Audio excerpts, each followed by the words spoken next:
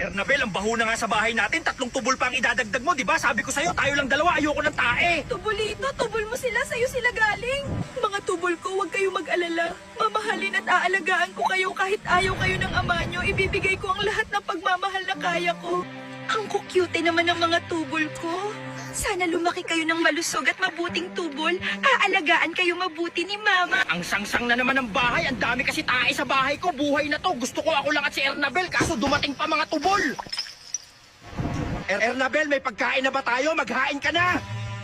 Lasing ka na naman. Wala ka na ginawa kundi uminom. Tulungan mo naman ako dito sa bahay.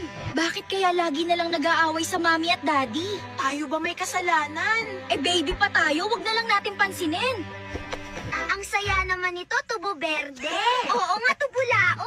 Tubulan nga, enjoy ka ba dyan? Makipaglaro ka sa amin ni Tubo Berde. Ngayon, maglaro at mag-enjoy muna kayo ngayon, mga paslit na tubol ko. Yehey! Makakapaglaro tayo dito. Ang saya naman. Yahoo! Nag-enjoy ba kayo mga anak ko sa susunod? Babalik ulit tayo dito. Opo, Mami. Lagi po tayo punta dito. Minsan po, sama naman po natin, Daddy. Daddy, payakap po kami. Daddy, laro po tayo. Hindi, ayoko makipaglaro sa inyo. Huwag niyo ko lapitan. Bakit ayaw mo sa amin, Daddy? May mali po ba sa amin? Hindi niyo po ba kami tanggap? Ano po bang meron? Bakit kaya lagi mainit ang ulo ni Tubulito sa mga paslit na tubol namin? May mali ba ako nagawa para ayawan niya ang mga anak niya? Alamin kung bakit ganun kami tratuhin ni Tubulito.